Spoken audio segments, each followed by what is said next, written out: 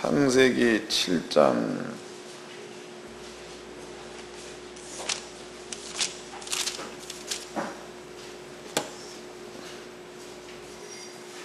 창세기 7장 1절서부터 5절까지 창세기 7장 1절로 5절 다같이 한 목소리로 합독을 하도록 하겠습니다. 시작. 여호와께서 노아에게 이르시되 너와 내 온 집은 방주로 들어가라. 내가 이 세대 내 앞에서 의로움을 내가 보았음이니라. 너는 모든 정결한 짐승을 암수 7씩 부정한 것은 암수 2씩 내게로 취하여 공중의 새도 암수 7씩을 취하여 그 씨를 온 주변에 유전케 하라. 지금부터 7일이면 내가 40주야를 땅에 비를 내려 나의 지은 모든 생물을 지면에서 쓸어버리리라. 노아가 여호와께 자기의 명하신 대로 다 준행하였더라. 아멘. 창세기 7장 1절서부터 5절까지 말씀에서 여기에 제가 다시 읽어드리겠습니다. 2절입니다. 너는 모든 정결한 짐승은 암수 7씩 부정한 것은 암수 2씩 내게 취하여 그랬습니다. 그러면 이제 양 같은 거는 정한 짐승이니까 암수 7씩 그러면 전부 다 몇 마리가 되는 겁니까? 암수 7씩. 그럼 14마리가 되겠죠? 양. 그러면 소도 정한 짐승이니까 14마리. 맞죠? 다시 읽어드리겠습니다. 2절. 너는 모든 전결한 짐승은 암수 7씩. 그러니까 암놈이나 순놈이나 7마리씩. 부정한 것은 암수 2씩. 그러면 이제 독수리 같은 것들은 부정한 거죠. 그러므로 암수 2씩은 4마리를 집어넣는 겁니다. 곰 같은 것도 부정한 거죠. 그런 것들도 4마리. 토끼 같은 것들도 부정하죠. 그런 것들도 4마리. 그 다음에 이제 대세김질 하는 것들, 이런 것들은 정결한 짐승이니까 14마리. 그 다음에 비둘기 같은 것들도 14마리. 이렇습니다. 오늘은 이제 창세기 7장 1절서부터 5절 말씀을 통해 가지고 하나님의 세계에 대해서 한번 이해를 좀 해보도록 합시다. 하나님의 세계.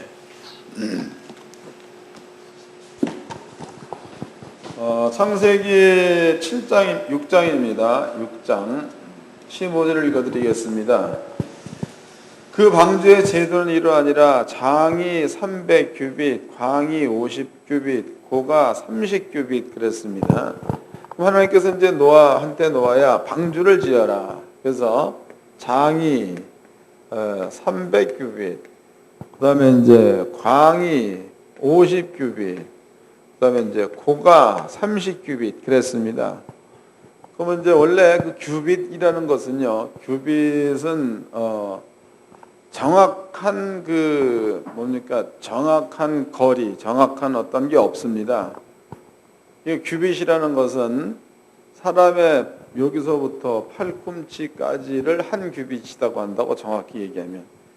근데 이제 이것이 일반적으로 대략 잡아가지고 45.6cm라고 얘기하죠. 근데 규빗을 정할 적에는 사람의 손, 여기서부터 여기까지를 한 규빗이라고 합니다. 그러면은 여기에다가 똑같이 45.6cm를 해보면은요, 3, 6, 18, 3, 5, 15, 3, 4, 12 이렇게 나오네요. 그럼 이게 이제 가로가 136.8m가 된다고. 방주가 136.8m. 그 다음에 이제 광은 세로가 되겠죠. 곱하기 50 그랬단 말이에요. 그럼 5, 6, 30, 5, 25, 5, 4, 20. 이거는 이제 22.8m가 되는 거고, 22.8m.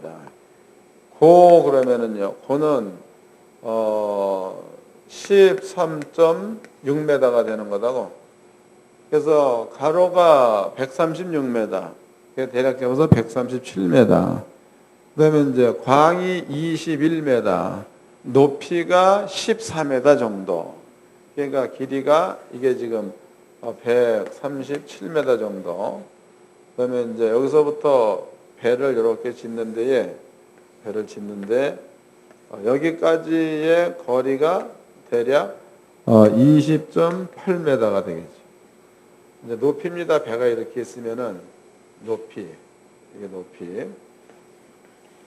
이 높이가 대략 잡아가지고 13.6m 이렇게 되어 있습니다. 136.8m로 하자 되어 있는 거예요.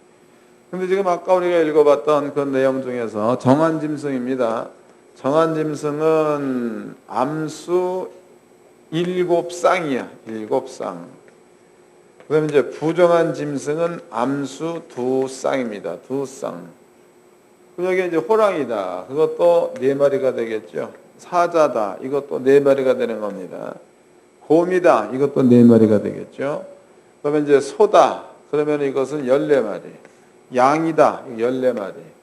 또 이제 낙타 같은 그것도 부정한 짐승이니까 4마리가 되겠죠.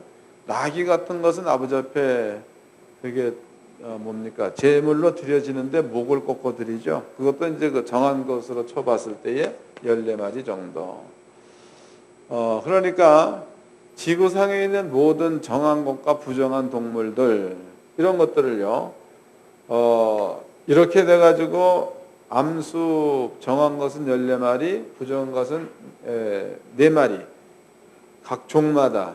근데 이것이 이제 종이라는 게 대략 한 30만 종이라고 했죠. 30만 종. 원래 4만 종이 된다 얘기하죠. 30만 종이라고 쳐보자고. 30만. 그러면은요, 이렇게 된 것에 30만 종이 이렇게 나눠가지고 14마리, 4마리씩 방주에 집어넣는 거다고. 근데 이게 여러분들이 한번 생각해 보시다고. 방주는 138m야. 크긴 크지요. 138m. 그 다음에 길이가 그 옆에 넓이가 20.8m. 그 다음에 높이가 13.6m입니다. 근데 여기에 이곳에 동물들을 이 많은 수를 집어넣었을 때 과연 들어갈 수 있겠느냐. 이게 문제지. 이게 들어갈 수 있겠느냐. 들어갈 수 있겠어요? 이해가 안 되잖아요, 이게. 들어갈 수가 없는데 성경은 이렇게 들어간다. 얘기하고 있는 겁니다. 여기에서 이제 목사님들이 이런 부분을 이해를 못한다면 과학을 가지고 얘기하는 사람들한테 얘기해보면 이건 분명히 지게에 떼 있는 대화라고 얘기해요. 질 수밖에 없는 대화입니다. 분명히 요 크기에다가 이 많은 종류가 들어갈 것은 택도 없이 부족한 겁니다. 이제 다시 한번 읽어보도록 하겠습니다. 다시 7장 1절서부터 여호와께서 노아에게 이르시되 너와 내 온 집은 방주로 들어가라. 내가 이 세대에 내 앞에서 의로움을 내가 보았음이니라. 너는 모든 정결한 짐승은 암수 7씩 부정한 것은 암수 2씩 내게로 취하여 공중의 새도 암수 7씩 취하여 그 씨를 온 지변에 유전케 하라. 그랬으니까 하늘에 나는 새도 그 다음에 땅을 기는 동물들도 똑같은 방법으로 집어넣어라 그랬습니다. 이것을 이제 그 과학적인 논리로 본다면은 절대로 들어갈 수 없으니까 노아의 홍수는 설화 혹은 전설로 남는 겁니다. 이게 사실이 아니다. 그런데 이제 목사님들은 이러한 그 질문이나 이런 그 문제에 부딪혔을 때 답변할 말이 있어요. 답변할 말. 이게 있어야 되는 겁니다. 이거 기억해 놓으세요. 그 다음에 이제 이것은 목사님들이 누구나 다 들으면 판단할 만한 내용입니다. 누구나 다 들으면. 자, 넘어가가지고 마태복음입니다. 마태복음 17장입니다. 마태복음 17장 1절서부터 읽겠습니다. 마태복음 17장 1절. 엿새 후에 예수께서 베드로와 야고보와 그 형제 요한을 데리고 따로 높은 산에 올라가셨더니 저희 앞에서 변형되사 그 얼굴이 해같이 빛나며 옷이 빛과 같이 휘어졌더라. 때에 모세와 엘리야가 예수로 더불어 말씀하는 것이 저희에게 보이거늘 베드로가 예수께 여짜와 가로되 주여 우리가 여기 있는 것이 좋사오니 주께서 만일 원하시면 내가 여기서 초막셋을 짓되 하나는 주를 위하여 하나는 모세를 위하여 하나는 엘리야를 위하여 하리이다 그랬습니다. 그 다음에 이제 5절 말씀에는 호련히 빛난 구름이 저희를 덮으며 라고 나와 있습니다. 여기에 변화산에서 나타난 그 사람이 첫째는 모세가 등장을 했죠. 그 다음에 엘리야가 등장을 했습니다. 그 다음에 예수님의 제자 3명이죠. 그 다음에 예수님. 그러면 눈으로 볼 수 있는 사람들은 전부 다 4명인데 모세나 엘리야는 눈으로 볼 수 없었던 자들입니다. 시대적으로 본다면 모세는 BC 1405년경에 활동했던 사람입니다. 엘리야 같은 경우에는 BC 약 750년에서 800년 사이에 활동했던 인물이다 이 말이에요. 그러면 이제 모세와 엘리야의 차이로 본다고 해도 모세와 엘리야의 차이로 본다고 무려 700년 정도의 시간 차이가 있는 겁니다. 그러면 그로부터 엘리야 때로부터 700년 후, 또 모세 때로부터는 1400년 후가 되겠죠. 예수님 시대 그러면 AD 0년 혹은 BC로 본다면 1년이 되겠죠. AD도 BC도 0년으로 봐야 맞는 거다. 요 때에 예수님 앞에 나타났습니다. 그러면은 믿음의 선진들이 히브리서에 기록되어 있기를 모세도 다윗도 또 솔로몬도 또 뭐 등등 믿음의 선진들이 굉장히 많았다는 거예요. 그러면은 모세 때로부터 엘리야 때까지, 모세 때로부터 예수 때까지입니다. 이때까지 하나님을 믿고 죽은 자들입니다. 모세도 하나님 믿고 죽은 자죠. 엘리야 역시도 마찬가지입니다. 그 자들의 수요를 통틀어서 합해 본다면은 결코 적은 숫자가 아니라는 거지요. 수천 년 동안 있는 숫자니까. 그렇다면은요, 비록 현재 사람들의 눈에는 보이지 않을지라도 모세나 엘리야는 어디엔가가 이 사람들이 있다는 얘기가 되겠죠. 있다. 근데 그 수요가 한두 명이 아니라 굉장히 많이 있다는 것을 볼 수 있다고. 많이. 그 다음에 이제 장소입니다. 장소. 이 장소라는 게 예수께서 올라가신 곳은 변화산입니다. 변화산에 올라갔다고. 그런데 예수께서 올라가 계실 때에 아무도 안 보였다고 처음에는. 근데 조금 있다가 모세가 나타났다. 조금 있다가 엘리야가 나타났다. 그 얘기는 이 사람들이 멀리 있는 게 아니고 예수님 있는 데에 비록 눈으로 보이지는 않지만 예수님 있는 그 주변에 이 사람들이 있었다고 봐야 맞겠죠. 이해가 되시나요? 그런데 이제 예수님께서 그 제자들, 3명의 제자들한테 눈을 열게 해주었더니 이 사람들을 봤다는 거다고. 바꿔 얘기하면 예수님께서는 제자들의 눈이 닫혀 있을 때에는 예수님만 본 거다고. 그래서 제자들의 눈을 예수가 열게 했더니 모세도 엘리야도 봤다 그랬으니까 같은 장소에 눈이 닫혀 있으면 못 보는 거고 눈이 열려 있으면 볼 수 있다는 거다. 장소가 멀리 떨어져 있는 게 아니라는 거죠. 이것 하나 기억해 놓으세요. 그 다음에 요한계시록입니다. 요한계시록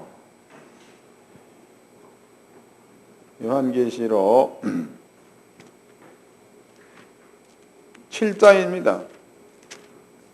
요한계시록 7장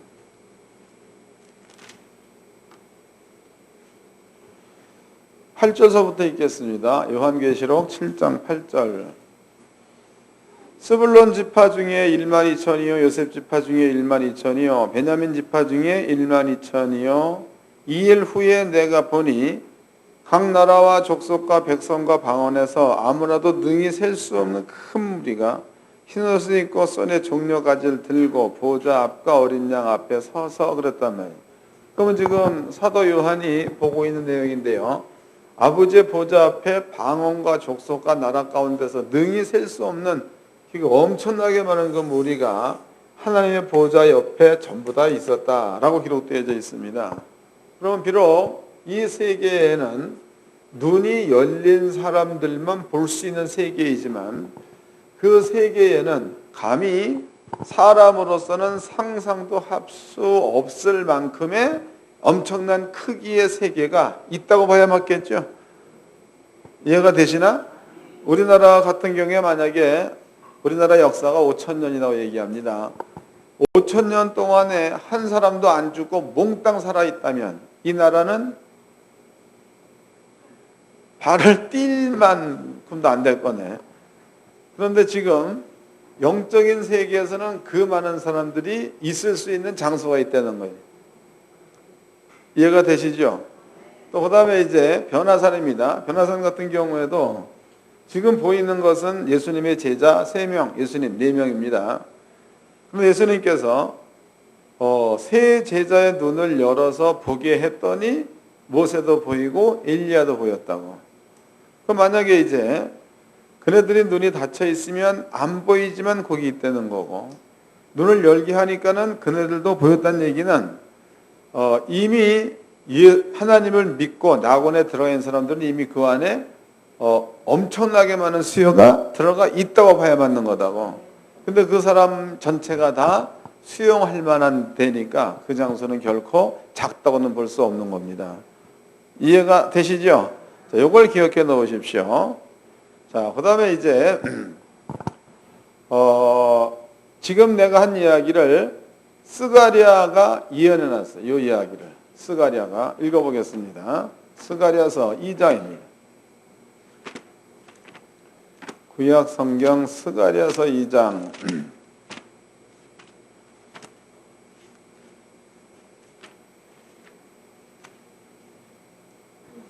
1절서부터 읽겠습니다. 스가랴서 2장 1절. 내가 또 눈을 들어본즉 한 사람이 청량줄을 그 손에 잡았기로 내가 어디로 가느냐 물은즉 내게 대답하되 예루살렘을 청량하여 그 장광을 보고자 하노라 할 때에 내게 말하는 천사가 나가매 다른 천사가 나와서 그를 맞으며 이르되 너는 달려가서 그 소년에게 고하여 이르기를 예루살렘에 사람이 거하리니 그 가운데 사람과 육축이 많으므로 그것이 성곽 없는 촌락과 같으리라. 다시 읽어드리겠습니다. 4절. 이르되 너는 달려가서 그 소년에게 고하여 이르기를 예루살렘에 사람이 거하리니 그 가운데 사람과 육축이 많으므로 그것이 성곽 없는 촌락과 같으리라. 여호와의 말씀에 내가 그 사면에서 불송곽이 되며 그 가운데서 영광이 되리라 그랬습니다. 그러면은 스가랴서 2장 말씀에서는요, 스가랴 선지자가 예루살렘을 청량하러 왔다, 천사가. 그런데 예루살렘을 청량하러 왔는데 그 예루살렘은 성벽이 없는 촌락이다 그랬다고. 성벽이 없는 촌락. 그러면 성벽이 없는 촌락은 측정할 수가 없는 거죠. 거리를 잴 수가 없다 이 말이에요. 뭔 얘기인지 아시나? 다시 읽어보자고.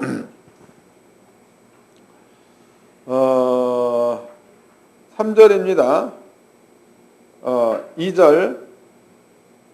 내가 어디로 가느냐 물은즉 내게 대답하되 예루살렘을 청량하여 그 장광을 보고자 하노라 해서 장광은 가로와 세로를 말하는 겁니다.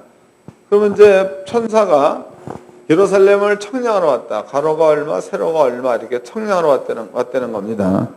그런데 지금 천사가 예루살렘 성 안에 사는 사람들이 많다는 거야. 사람도 많다.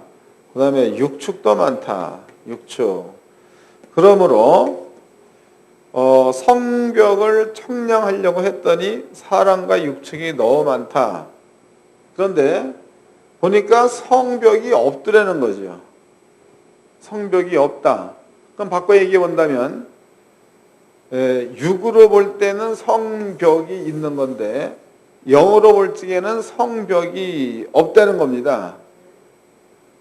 예루살렘을 청량하러 왔다 그 얘기에서 예루살렘이라는 것은 말 그대로 예루살렘 성은 성벽이 세워져 있는 성이다 말이지 이게. 그런데 성벽이 없다. 성 안에는 사람과 육축이 엄청나게 많다.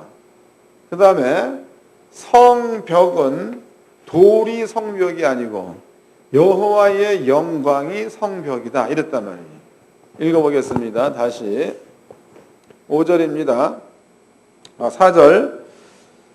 이르되 너는 달려가서 그 소년에게 고하여 이르기를 예루살렘에 사람이 거하리니 그 가운데 사람과 육축이 많으므로 그것이 성곽 없는 촌락과 같으리라. 여호와의 말씀이 내가 그 사면에서 불성곽이 되며 그 가운데서 영광이 되리라 그랬다고. 그러니까 하나님께서 불성곽이 되어주겠다 그랬으니까 천사들은요, 하나님 당신이 성곽되어 주겠다라고 말한 그 성벽을 천사들은 청량할 수가 없다는 거지. 이해가 됐죠? 하나님께서 성곽이 되어 주겠다. 그러면 천사는 그 성곽을 측량할 수가 없어. 하나님 원래 전능자시니까. 그렇다면요, 예루살렘이라는 그 성이 그냥 육적인 눈으로 보기에는 작은 성인데, 근데 지금 스가랴서 2장에 설명해 놓은 것으로 본다면 그 성은 결코 작은 성이지만 작다고 볼 수 없는 거지. 그 표현은 예루살렘 성이라고 표현되어 있지만 그 예루살렘 성 안에는 전 세계의 거룩한 사람들 다 집어넣는다 그래도 남는 성이라는 거다. 자, 이게 이제 스가랴서 2장에 기록되어 있습니다. 물론 이것은 이제 예루살렘이라고 얘기한 것은 성령을 뜻하겠죠. 그 다음에 성령 받은 자들을 예루살렘 성 안에 거하는 하나님의 성도다라고 볼 수 있는 겁니다. 이제 해석해 보면 그런 거다고. 근데 이것을 선지자 스가랴가 영적인 것으로 보고, 그러니까 전혀 모르는 사람들은 지금 설명을 해내는 거다고. 설명해내는 데에 사용할 방법이 없으니까 본 걸 그대로 설명해내는데, 예루살렘은 우리가 보기에도 요만하다. 요 성에 몇 명 들어가겠느냐. 그런데 보니까 예루살렘에 성벽이 없더라. 그럼 성벽이 없으면 사람이 많이 들어갈 수 있다는 거죠. 그 다음에 그 성벽이 없는 게 아니라 하나님의 성벽이 되어주더라. 하나님께서 세우는 그 성벽은 당신 전능자니까 당신의 시간대에서 늙어도 되는 거고 죽어도 되는 겁니다. 때문에 그 성벽을 장과 강은 천사들은 청량할 재간이 없는 거지. 청량이 안 되는 겁니다. 요한계시록입니다. 계시록에서 예루살렘 성을 청량을 한다고 천사가. 그래서 2160km를 청량합니다.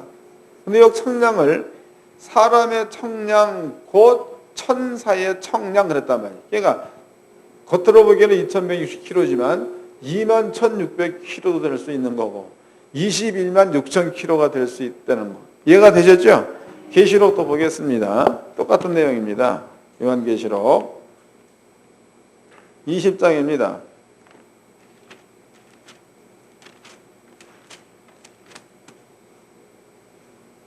21장이네. 21장 15절서부터 읽겠습니다. 21장 15절. 그 성은 네모가 반듯하며 장광이 같은지라 그 갈대로 그 성을 청량하니 12,000 스타디온이요 장과 광과 고가 같더라 그랬습니다. 그래서 12,000 스타디온이라는 그 얘기는 대략 잡아서 2160km라는 뜻입니다. 그럼 2160km, 이거 천사가 청량한 거다고.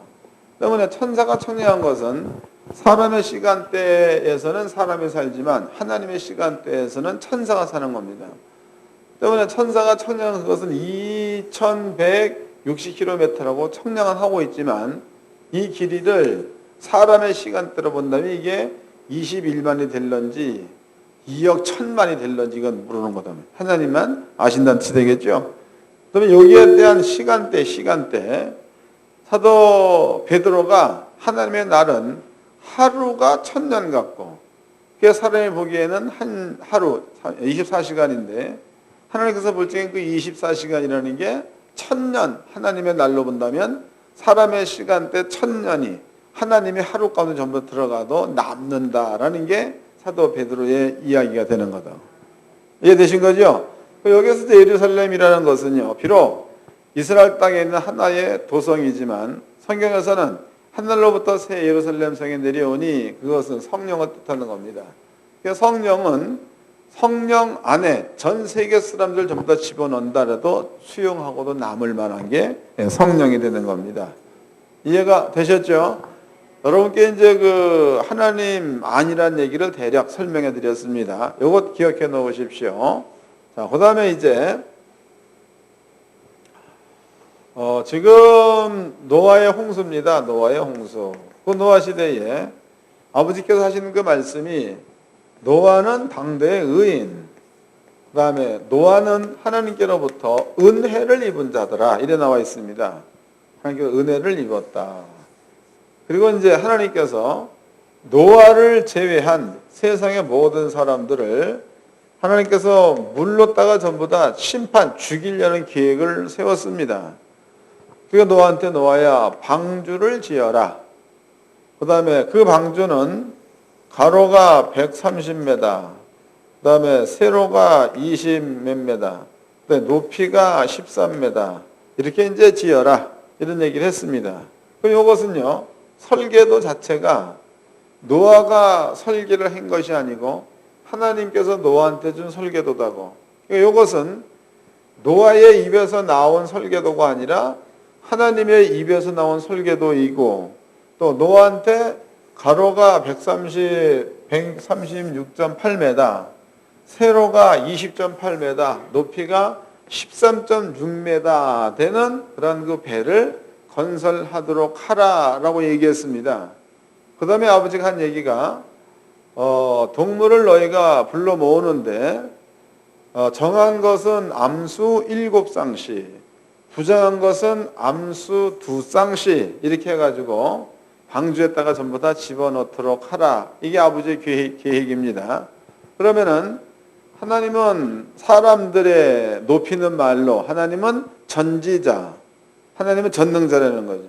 그러면 전지라는 말 가운데는, 여기에는 전지라는 말 가운데는 요 정도 크기로다가 방주를 지을 때에 하나님이 말씀하신 요 동물들을 집어넣을 수 없다는 계산은 전지 속에는 나오게 돼 있어요. 이게 모르는 사람이, 이거 우리가 보기에도 이거 다 아는 내용이에요. 우리가 보기에도 이 좁은 데에 이 많은 것들을 어떻게 집어넣을 수 있느냐, 그러므로 우리가 판단할 적에는 이거 말이 안 된다, 그러므로 신하다, 이렇게 볼 수 있다는 거죠. 하나님께서 이렇게 지으라 라고 명령해 놓으신 다음에 7쌍씩 2쌍씩 집어 넣어라 라고 말할 때에는 못 들어갈 것은 안 되는 거죠. 아시고 지으라는 거. 아시고 지으라. 근데 아버지가 대책 없이 그러면은 지으라라고 얘기할 뿐이 아니라는 거예요. 거기에 이제 전능이 들어가죠. 전능. 하나님의 전능으로 본다면은요, 비록 이렇게 지어놓은 게 많은 동물들을 수용할 수 없다고 그래도 하나님의 영광으로다, 하나님의 거룩으로다가 그 방주 전체를 폭삭 아버지께서 감싸 안는다면 그 안의 넓이는 이것은 상상할 수도 없겠죠. 이거 아니라 뭐 10쌍씩 50만 종을 집어넣는다 해도 들어가고도 남을 만한 이러한 그 넓이가 되는 겁니다. 이제는 어느 정도 이해를 하신 거죠. 그래서 여러분들은요, 노아의 방주 그러면은 그냥 눈으로 본다면 우리가 이렇게 뺏기는 이해할 수가 없다고. 그러나 영적인 것으로 이해가 본다면 여기에는요, 더 많은 동물이 있다라 전부 다 들어갈 수 있을 만큼 이런 것들을 아버지가 준비해 놨다는 뜻이 되는 겁니다. 자, 이걸 기억해 놓으십시오. 이제 그 다음에 이제 요한계시록 한번 가보면 요한계시록입니다. 이것도 이제 아버지가 직접 한 말입니다.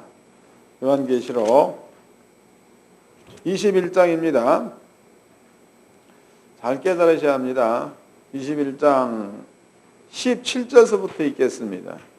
16절서부터 그 성은 네모가 반듯하여 장광이 같은지라 그 갈대로 그 성을 청량하니 12,000 스타디온이요 장과 광과 고가 같더라 그랬다고. 그러면 지금 이 내용은요, 12,000 스타디온이요 장과 광과 고가 같다. 그래서 12,000 스타디온을 그 사람의 청량대로 계산해 보았더니 가로가 21,060km, 2,160km.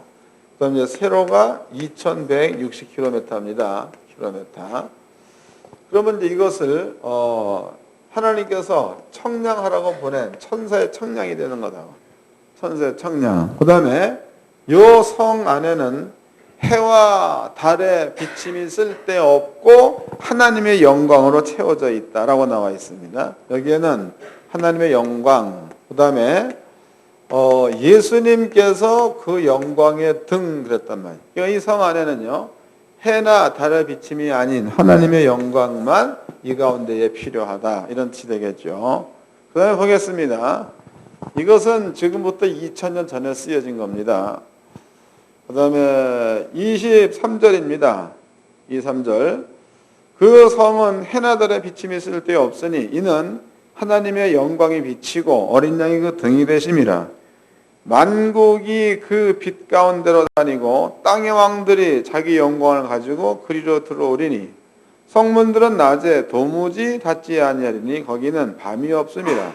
사람들이 만국의 영광과 존귀를 가지고 그리로 들어오겠고 무엇이든지 속된 것이나 가증한 일 또는 거짓말하는 자는 결코 그리로 들어오지 못하되 오직 어린 양의 생명책이 기록된 자들 뿐이라 그랬습니다. 그럼 거리상으로 볼 적에 2160km 거리상으로. 그런데 이 글을 쓴 게 AD 98년경에 이 글을 썼다며. AD 98년경에. 그럼 이제 하나님께서 모세한테 율법을 줄 때가 BC 1405년경에 주신 겁니다. 또 사도 요한이 이 글을 쓴 것은 AD 98년경에 썼고 우리가 사는 시대는 지금 2011년도로 살고 있다 이 말이에요. 그런데 하나님께서 땅에 있는 사람들이 자기의 영광을 가지고 이 성 안에 들어왔다 이렇게 표현하고 있습니다. 자기 영광을 가지고. 그러면 거리상으로 본다면 2160km, 2160km 이렇게 되어져 있으니까 BC 1405년서부터 AD 2011년까지 이것을 더해버리면 대략 3400년 정도의 시간이 있습니다. 3400년. 그러면 사람이 대략 잡아가지고 한 60이나 70 정도에 죽었다고 평균을 한번 잡아보도록 합시다. 이 평균을 내었을 때에 3400년 동안에 죽은 사람들의 숫자가 이것은 뭐 헤아릴 수 없도록 많다고 봐야 맞겠죠. 근데 그 많은 하나님의 영광을 갖고 죽은 사람들이 그 많을 건데 그 많은 사람들의 눈으로 보이는 관점에서 2160km, 2160km 이 안에다가 3400년 동안에 죽은 거룩한 자들을 집어넣는다. 그러면은요, 이 공간에서는 이 많은 사람들을 수용할 수가 없다는 거예요. 이게. 그러나 여기에 하나님께서 말씀하신 내가 예루살렘에 성곽이 되어 주겠다는 말을 여기다 집어넣는다면은 이 많은 사람들일지라도 수용할 수가 있겠죠. 요겁니다. 그 다음에 6으로 보기에 성령입니다. 성령. 이것은 사도행전에 기록되어 있습니다. 사도행전에서 예수님께서 너희는 예루살렘을 떠나지 말고 아버지께로부터 약속하신 것을 기다리라. 몇 날이 못 돼서 성령으로 세례를 받을 것이다 라는 말이 있습니다. 그러면 예수님께서 성령을 보낸대. 성령을 보낸다는 겁니다. 성령. 그런데 우리는 성령을 받았다라는 표현을 쓴다고. 성령을 받았다. 근데 뭐 성령 받았다는 게 그 뭐 틀렸다는 말은 아닙니다. 근데 영권 목사님들은요, 개념을 좀 정리해 놓는 게 좋습니다. 성령을 받았다라기보다도 우리가 성령 안에 들어갔다가 맞는 거다고. 이해되세요? 성령을 받았다기보다도 우리가 성령 안에 들어갔다는 거. 이제 성경을 찾아보도록 하겠습니다. 요한복음 14장입니다. 이건 이제 주님이 직접 설명해 놓으신 부분입니다. 요한복음 14장 1절서부터 읽겠습니다. 요한복음 14장 1절.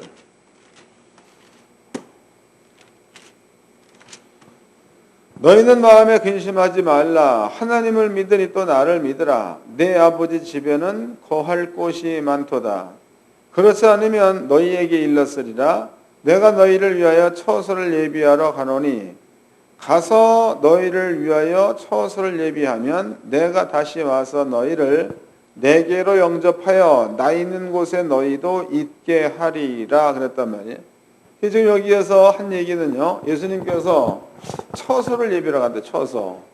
처소를 예비하러 가서 처소를 예비하면 예수님께서 계신 곳에 우리도 예수님께서 데리고 이 안에 들어간다 이 말이죠. 잘 읽어보자고 나만 읽고 떠들려고 하지 말고 좀 생각 좀 해가면서 좀 다시 읽겠습니다. 1절 너희는 마음에 근심하지 말라. 하나님을 믿으니 또 나를 믿으라. 내 아버지 집에 거할 곳이 많도다. 그렇지 않으면 너희에게 일렀으리라. 내가 너희를 위하여 처소를 예비하러 가노니 가서 너희를 위하여 처소를 예비하면 내가 다시 와서 너희를 내게로 영접하여 나 있는 곳에 너희도 있게 하리라 그랬단 말이에요.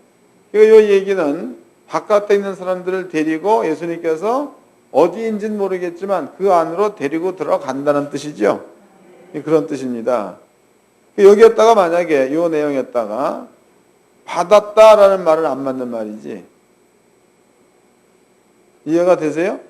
받았다. 이건 나에게만 온 건데 이거 안 맞는 말이라고. 이 말대로 하면 예수님께서 우리를 데리고 어딘지 모르지만 예수께서 계시는 곳으로 데리고 들어가겠다 이 말이라고. 차원이 다른 거죠. 그 다음에 또 보겠습니다. 15절입니다. 너희가 나를 사랑하면 나의 계명을 지키리라. 내가 아버지께 구하겠으니 그가 또 다른 보혜사를 너희에게 주사 영원토록 너희와 함께 있게 하시리니 저는 진리영이라.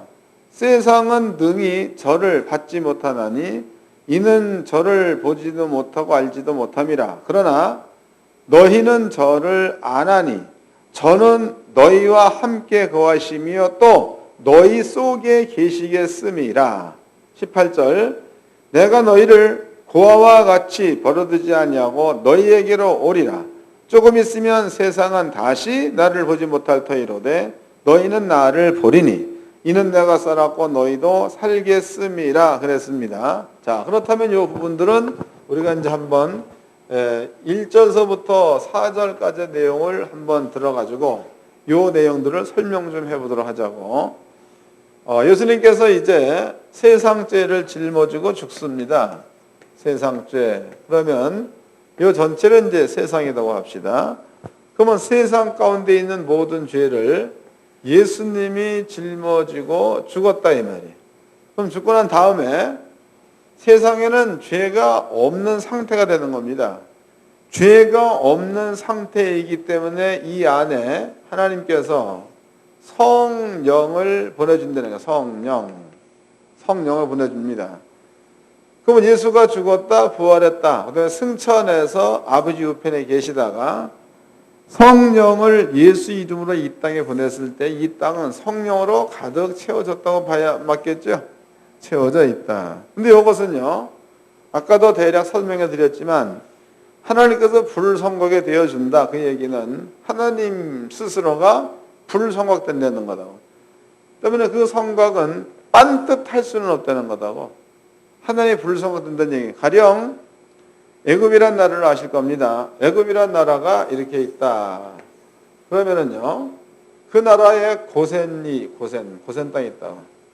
근데 고센 땅이 빤듯할 수는 없는 겁니다. 고센 땅이 이렇게 굴곡도 지어진 데가 있고 뭐 이럴 거다고. 그래서 하나님께서 고센 땅에는 우박을 안 내리고 고센 땅 바깥에는 우박을 내렸다 이 말이에요. 그러면 우박에 눈이 달려가지고 이스라엘들이 구하는 고센 땅에는 피해서 애굽 나라에다가만 떨어졌다 이런 뜻이 되겠죠. 바꿔 얘기해보면 성경에 하나님께서 얘네들을 구별시켰다. 구별이라는 얘기는 우박이 오는 자리에서 얘네들을 보호했다는 뜻입니다. 그럼 하나님께서 보호하시면 비록 굴곡이 졌다 그래도 이러한 모양으로 아버지가 요 모양대로 보호했다는 겁니다. 요 모양대로. 이건 이제 출애굽기 나오는 이야기입니다. 그렇다면은요, 하나님께서 예수님에게 세상죄를 짊어지시고 그 예수님을 십자가에 죽게 만드시고 아버지 나라로 예수님을 불러 올리시고 그다음에 땅에 성령을 보냈습니다. 성령. 그럼 성령을 보냈으면 성령이 제가 그리기는 둥글게 그렸지만 이 성령은 그 모양이 성도들이 분포되어 있는 것으로다가 마음대로 이렇게 되어 있다고 봐야 맞겠죠? 그렇지만 떨어져 있는 것은 아니라는 거야. 성령 한무디기 이게 아니에요. 그게 뭔 얘기냐면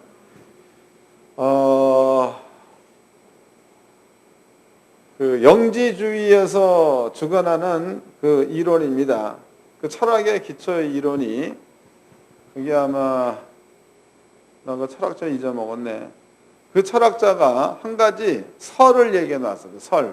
그 설이 어떤 그 영적인 큰 뭉치가 있대. 이제 뭉치. 이 뭉치에서 영적인 것들이 떨어져 나와가지고 나무에 들어갔다. 그러면 그 나무가 형성이 되고 또 어떤 짐승이 태어났다 그러면 그 짐승을 형성해내고 사람한테 사람을 만들어내고 이런 그 철학이 있습니다. 이것은 이제 영지주의다. 그래서 영지주의들이 주장하는 것은 여러 가지 설이 있지만 그중에 대표적인 설이 영은 선하고 육은 악하다.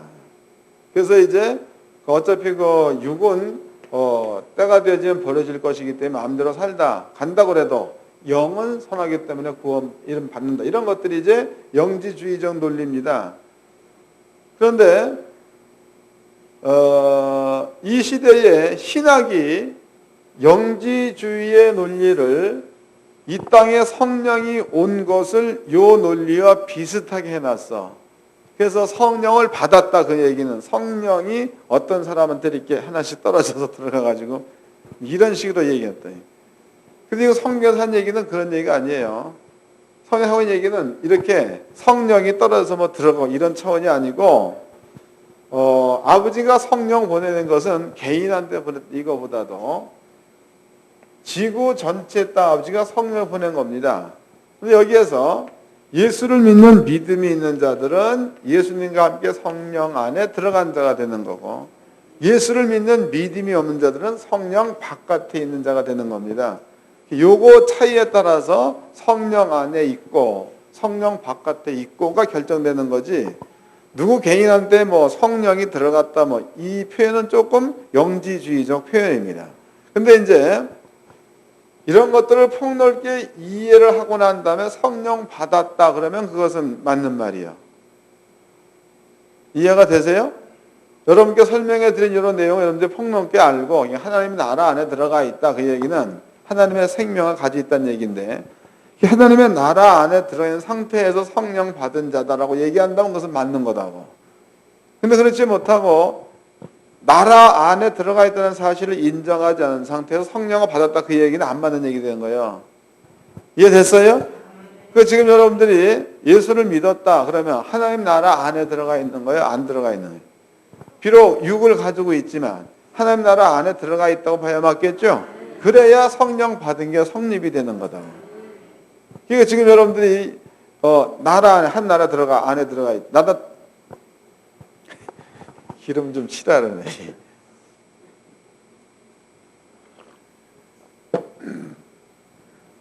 동해보감에 허준이라는 사람이 나이가 들어서 입안에 침이 말리면 죽을 때가 다 됐다는 거예요.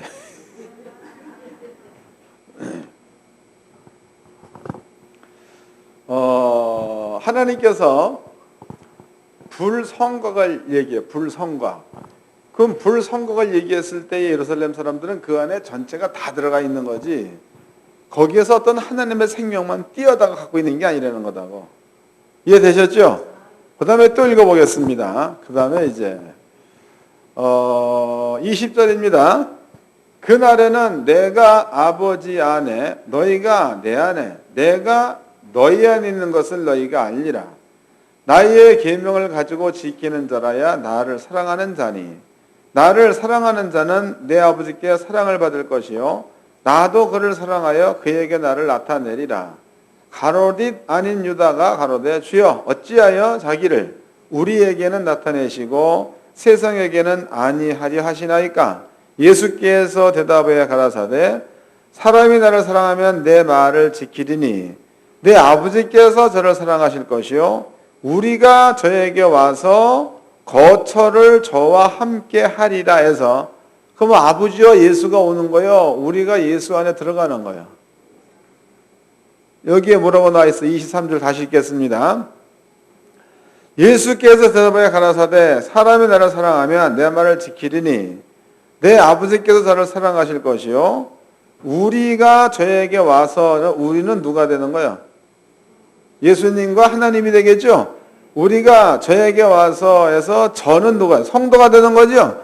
아버지와 예수가 성도에게로 와가지고 성도들과 거처를 함께 하겠다, 이런 말씀을 예수가 했다 이 말이에요.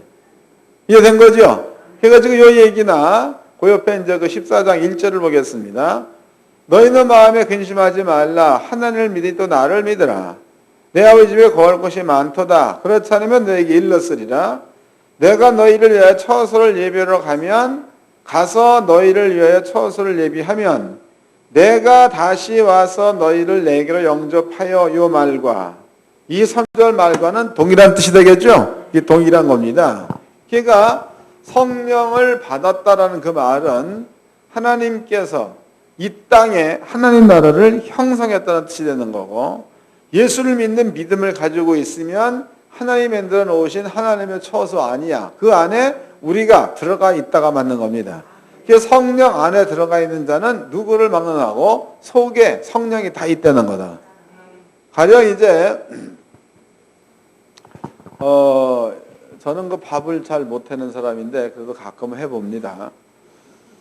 그 이제 아주 오래전에 밥을 해보면은 이렇게 이제 밥을 이렇게 하죠. 캠핑 데 가면 남자들이 하잖아. 그럼 이제 코펠에다가 쌀을 비벼서 놓고, 그 다음에 이제 물을 맞추는 물. 그 물을 맞춰서 손을 딱 집어넣어가지고 물이 요만큼 오면은 손을 뗀다고, 이거 덮고 이제 불을 뗀다고. 분명히 물이 있는 겁니다. 그럼 물이 있는 그 상태는, 물도 있고 쌀도 그 안에 있어. 쌀도. 그 분명히 눈으로 보면 다 보이는 겁니다. 그런데 한 20, 30분 지나서 밥이 다 돼가지고 뚜껑을 열어보면 물은 없죠. 쌀만 있지. 그 물이 다 어디가 있는 거예요? 그죠?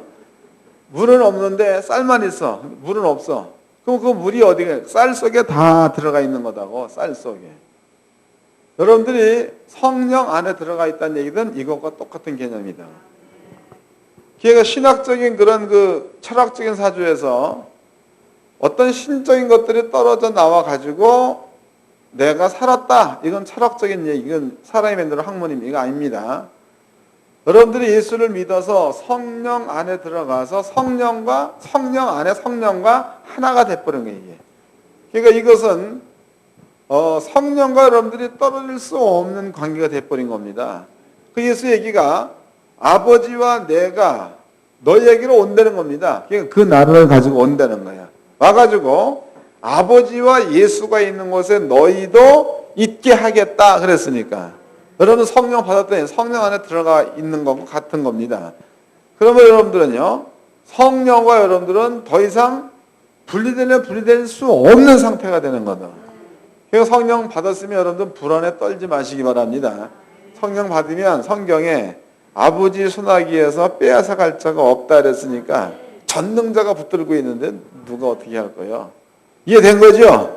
그래서 제가 설명을 잘 못하더라도 좀 이렇게 폭을 넓혀가 좀 들으시면 될 거네. 이거 성령 안에 들어가서 성령 안에 성령의 모든 것 내 속에 몰려 스며들어 와가지고 나와 성령이 하나 됐다는 그 말은요, 더 이상 떨어질 수 없는 관계가 됐다는 것과 같은 겁니다. 그 다음에 또 읽어보겠습니다. 23절입니다. 예수께서 대답하여 가라사대 사람이 나를 사랑하면 내 말을 지키리니 내 아버지께서 저를 사랑하실 것이요 우리가 저에게 와서 거처를 저와 함께 하리라.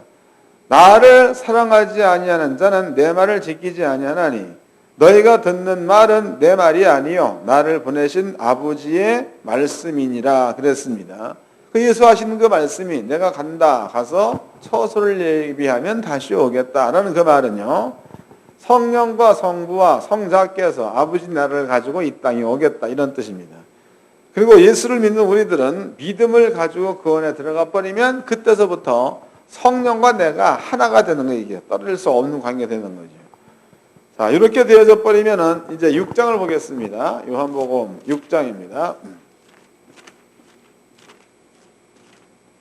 6장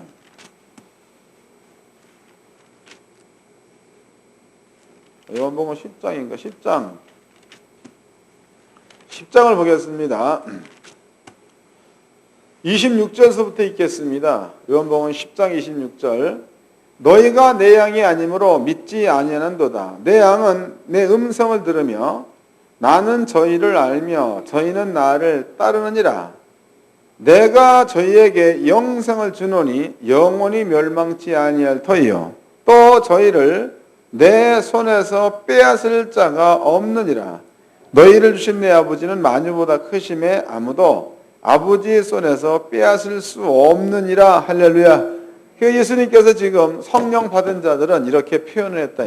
아버지 손 아기에 있는 자이기 때문에 아버지 손 아기에서 빼앗아갈 자가 이 세상에는 없다 이렇게 표현했다고. 근데 이런 부분들이 이제 글로서는 이해가 되겠죠. 글로서. 또 내가 여러분께 설명하는 내용으로 대충만 들어본다 그래도 어느 정도 감은 잡을 수가 있는 겁니다. 근데 이게 글로서 이해되고 어느 정도 감은 잡을 수 있는 게 확실하게 믿어지잖아. 믿어지지 않을 때 필요한 게 노아의 방주다 말이에요. 믿어지지 않을 때 필요한 게 노아의 방주. 노아의 방주 안에 이제 크기를 우리가 알았습니다. 이거는 130m, 또 뭐 이쪽으로 뭐 몇 m 해가지고 노아의 방주가 이만하다고. 또 사람의 계산법으로 본다면 그 많은 들짐승과 그 많은 새들이 노아의 방주 안에 다 들어갈 수는 없다. 이게 우리 생각입니다. 먹을 것도 아무리 많은 것들을 갖다가 추측해 놓는다 해도 그 많은 새와 짐승들이 40일 동안 먹을 만큼 여기다 쌓아놓는다면 이거 그것만 가지고도 부족하다. 예? 그것만. 근데 그런 것들도 집어넣었다는 거다. 어찌됐든 간에. 그러면 지금 하나님께서 노아의 방주를 지어라 라고 명하실 때에는 죄가 있는 사람들은 죽여버리고 죄가 없는 사람들만 여기 집어넣은 거다고. 이해되시나? 이것도 이해가 잘 안 되네. 다시 설명하겠습니다. 이렇게 이제 그 방주가 이렇게 있습니다. 방주가 이게 있다 이 말이에요. 그러면 노아의 식구, 노아와 노아의 8식구가 다 들어간 거다고, 다. 땅에 이제 하늘에서 비가 올 때에 땅에 이제 사람들이 막 물에 빠져 죽습니다. 그럼 이 물에 빠져 죽는 사람들은요, 성경이 아버지가 보기에 그네들의 생각이 항상 악하다. 그러면 내가 죽인다. 이랬으니까. 그 노아의 모든 식구들도 땅에 살았던 사람들이기 때문에 그들 역시도 항상 생각의 계획이 악한 생각을 가진 자들이다고. 때문에 그들한테도 죄가 있다는 겁니다. 그런데 하나님께서 노아의 식구들을 제외한 나머지 모든 사람들을 몽땅 죽여버릴 때에 노아의 식구들이 죽임을 받아야 될 것들도 이들 죽임으로써 여기에다가 전부 다 아버지께서 죽인 것으로 인정해버렸다는 거예요. 그러니까 방주에 들어간 사람들은 죄값을 치른 상태에서 방주에 들어간 게 되는 거겠죠. 때문에 이 안에는요, 죄 없는 자만 들어와 있는 거야. 죄 없는 자만. 하나님의 거룩함 역시도 죄 없는 자만 수용하는 데가 하나님의 영광이요 거룩입니다. 그 아버지께서 이 방주 안에 비록 136m의 작은 방주이지만 이 안에다가 엄청나게 많은 들짐승과 새들을 여기다가 전부 다 집어넣으려면 이 안이 하나님의 거룩한 시간대가 적용될 수 있어야지만이 가능한 거지. 여기에 사람의 시간대가 적용되어 버린다면 방주 안은 그렇게 넓은 방주가 될 수가 없다는 겁니다. 그럼 사람들이야 그 사람들이 만약에 노아의 8식구 가운데서 죄가 있다 그러면은 사람의 시간대가 적용될 수 있는 환경이 만들어진 상태가 되는 건데, 그러면 아버지의 나라가 여기 이룰 수 없다는 뜻이 되는 거겠죠. 근데 반대로 죄가 없다 그러면은 하나님의 시간대가 적용될 수 있는 상태가 됐으니까 하나님의 시간대는 여기에 적용시키고 있다는 겁니다. 그럼 이 안에 이제 다 들어간 겁니다. 다. 눈으로 보기에는 조그마한 거야. 방주, 물 위에 떠다니는 방주일 뿐이다고. 그런데 하나님의 시간대, 즉 의인들만 들어가 있는 그러한 세계로 밀어본다면은 그 방주 안은 무한대가 되겠죠. 여기에 집어넣은 음식 역시도 하나님의 시간대 속에 들어가 있으므로 오병이어처럼 퍼내도 계속 나올 수 있다는 거예요. 하늘의 만나 같은 것이 된단 말이에요. 그래서 우리는 이런 것들을 통해 가지고 이 안에 들어가 있는 자들은 하나님의 보호 안에 들어가 있는 거니까 바깥에 이렇게 큰 풍랑이, 그 다음에 큰 파도가 있다고 그래도 하나님께서 이 방주를 지켜주기 때문에 무사되는 거죠. 이런 거.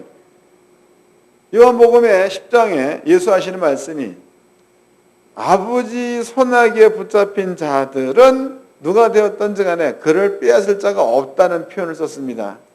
이해가 대충 되시겠죠? 여러분들이 예수를 믿어 성령 받았다 혹은 성령 안에 들어가 있다는 그 말은요, 이런 의미가 있는 거다 말이에요. 그러니까 여러분 땅에 살면서 이 말씀만 잘 깨닫고 믿는 믿음을 가지고 있다면 난리가 쳐들어오고 하늘이 쪼개져도 편안하겠어, 안 편안하겠어요?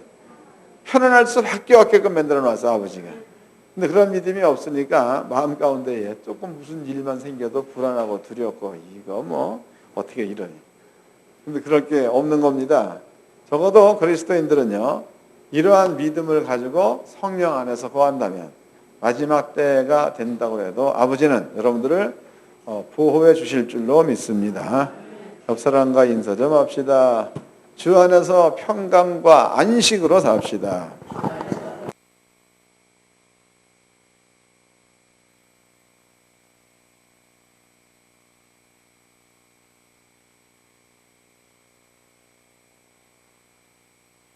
이 말씀 자체가 우리의 삶을 이끌어가는 영의 양식이 되게 하여 주옵소서. 간절히 기도하겠습니다. 걸어가시고 자비로